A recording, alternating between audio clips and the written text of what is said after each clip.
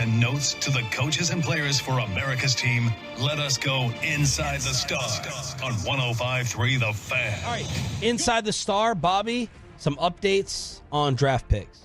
Yeah, I think that the Cowboys have had a lot of success in recent years with, obviously, their draft and develop strategy. That's how they've been able to stay competitive while not dipping into the free agent market, is because they've hit so frequently on so many of their draft picks. And we've done studies before and comparisons across the league that show in a variety of different ways how the Cowboys drafting strategy has hit at a higher rate than just about anybody in the league since Will McClay took over. So that's all very positive. This cut down day might be a little bit of a tough one to swallow on a couple of different players here. So Junior Fehoko was a guy that they drafted last year in the 4th round, defensive lineman, a guy who had defensive end, 3 technique flexibility, could go inside, outside. And this was a guy that Dan Quinn was pumped about, was super excited about Junior Fehoko. Junior Fehoko didn't really get anything going last year because of a shoulder issue and dealt with injuries all season. So didn't really get any opportunity to contribute in a meaningful way. And this preseason, with a pretty full defensive line room in terms of bodies that they have in there and guys that they're trying to figure out what they can do, Fehoko in these games and in these practices has been invisible. I mean, just completely non-existent. And I know a lot of people tend to hear that the Cowboys will say, well, they don't give up on their draft picks that quick, typically. Not typically, but they've done it. In 2020, Reggie Robinson was a guy they took in the 4th round out of Tulsa, and he was there for 1 year, and then he was released. Junior Fehoko, this is his 2nd season. His sponsor is gone from the building in Dan Quinn. I would be interested in at least calling the Commanders and seeing about 2 guys, actually. Let me talk about the second real quick. Eric Scott, who is a 6th round pick, and you go, okay, well, what's a 6th? A lot of 6th round picks get cut. The issue is they gave up. They didn't just trade up. They acquired that pick by giving up a 5th rounder in 2023. So they used 2 draft picks, a 5th and a 6th on Eric Scott. That's how much they wanted him here. And Eric Scott has fallen pretty far out of favor. Brian, you've heard him say it, thinks they've already made up their mind on Eric Scott and that he's out. And so if you're going to end up moving on from Eric Scott and cutting him, those are 2 big Dan Quinn guys. Do you call up the Commanders and just say, what can we work out here? Jonathan Allen. Can I swap you Fehoko for John Ridgeway? Can I swap you Eric Scott for a 7th round pick? Just cobble something together there. But those are 2 picks that are not looking great at the moment in terms of the return that you're going to get on them. The other one that has been a bit of a disappointment from 2022, 5th rounder Matt Waletzko, who most people around the league, I think, in the immediate aftermath, I wasn't as familiar with Waletzko when they picked him. And I had talked to some people around the league, and consensus was Dallas got good value there, that he was picked about a round later than a lot of people thought he should have been. A lot of folks thought he was a 4th round pick. A lot of good athleticism. He has been banged up the entire time that he's been here, the first 2 years. This year, when he's gotten into these games, some of the run stuff has been okay. Some of the run blocking's been okay. But, man, it was eye-opening watching him against the Raiders in pass protection, I thought. Ultimately, they didn't give up any big sacks, or there wasn't any issues in terms of like a bunch of negative plays from him. But there were throws having to be rushed because Waletzko was not providing even minimal resistance. And for a team that is so desperate for tackle right now, with Adoga likely going to IR, and you've got just basically Guyton and Steele that you feel comfortable with, it would seem like Waletzko should have an in to be on the roster pretty easily. I don't think it's that easy for him. Even with no pure tackles on the roster outside of those top 2, I don't think as of today Waletzko's making the team. As essentially a 5th round pick from a couple years ago, it's just there's been no development. In fact, Broadus has said he thinks you could make the argument Waletzko has gotten worse. Ooh. Like he's regressing. And so Waletzko is another one. The guy that maybe is turning things around a little bit and could be an argument for patience with Waletzko, patience with Fehoko, is that the guy that they drafted in 2021 in the 4th round, that was Josh Ball, who Ball has been bad for the first 3 years he was here. And they've tried to work him at left side, right side, guard, tackle, tried to do a bunch of different things with him. It hasn't worked out to this point. Josh Ball has been better this training camp.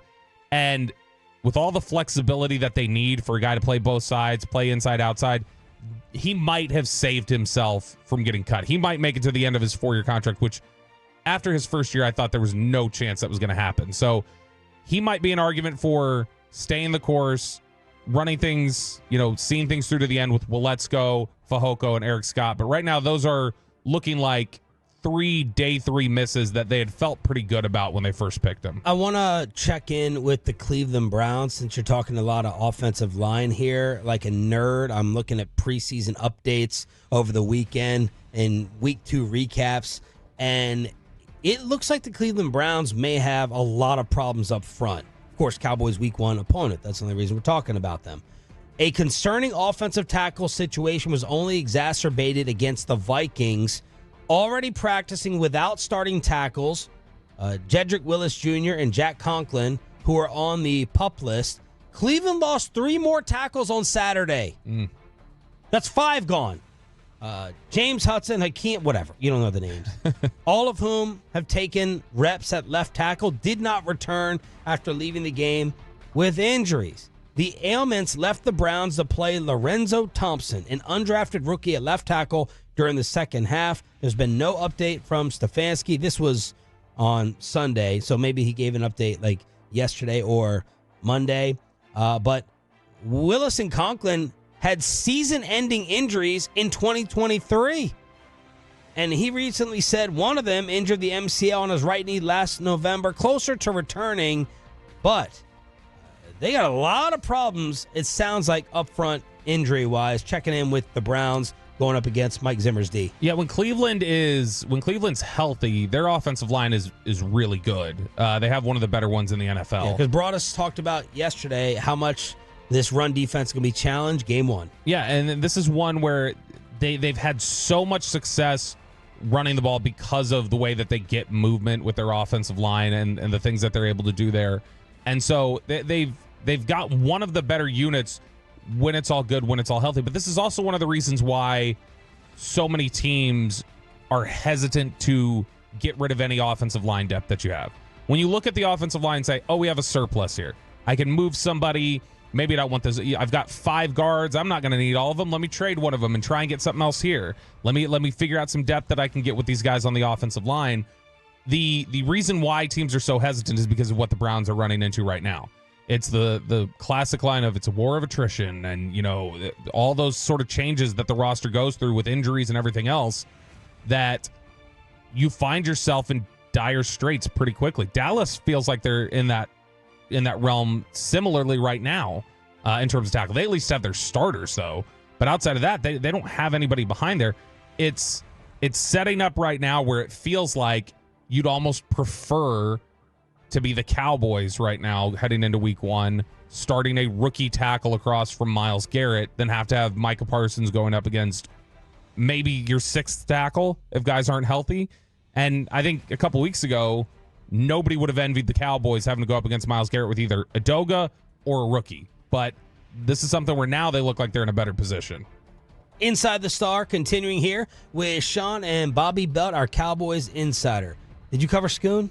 I did not cover Luke Schoonmaker. Let's touch on him. So Luke Schoonmaker, I think that there's some positive momentum in that direction. And I think the Cowboys feel like there's some positive momentum in that direction. Saturday's game against the Raiders was one where the thing that they thought Schoonmaker was going to be good at right away was in the run game. They thought he was going to provide strong blocking and be able to, contribute in the run game and be an extra offensive lineman out there, essentially. And it wasn't good last year. I remember Dalton Schultz, when he was coming out of Stanford, was thought of as a pretty solid blocker. Got to the NFL, had a lot of issues with it, and had cleaned it up by the time he was leaving here. He'd become a better-than-league average blocker. So we've seen this kind of regression before when they get to the NFL, and I think there was a concern that maybe that's Schoonmaker. Maybe Schoonmaker's not the guy in the run game that we thought he could be. And we know he wasn't contributing in the passing game the way that the Cowboys had projected that he might. The stuff you saw on Saturday against the Raiders was really encouraging. He was able to handle Max Crosby one-on-one at one point to seal off the edge and open things up for Deuce Vaughn. Broadus talked about it. The combo blocks that he got with Guyton on a couple of instances looked really good. He contributed in the pass game a little bit, was able to help, be a security blanket for Trey Lance in this game. And the thing that I liked is there's a little bit of a opinion, it seems like, or an air around Luke Schoonmaker of too passive. He's always hurt, is dropping tough contested catches. Does he have like that nastiness to him that you want in tight end? Yeah. Ferg. And he was mixing it up with Raiders players throughout that game, getting into shoving matches, stepping in, and Brock Hoffman got hit by somebody after a play with the Raiders, and Schoonmaker ran right in there and blew the guy up. And so I think you're seeing the pressure starting to build on Schoonmaker, and it's giving you the type of results you want. He's showing a nastiness and edge and finally contributing the way you'd like to see.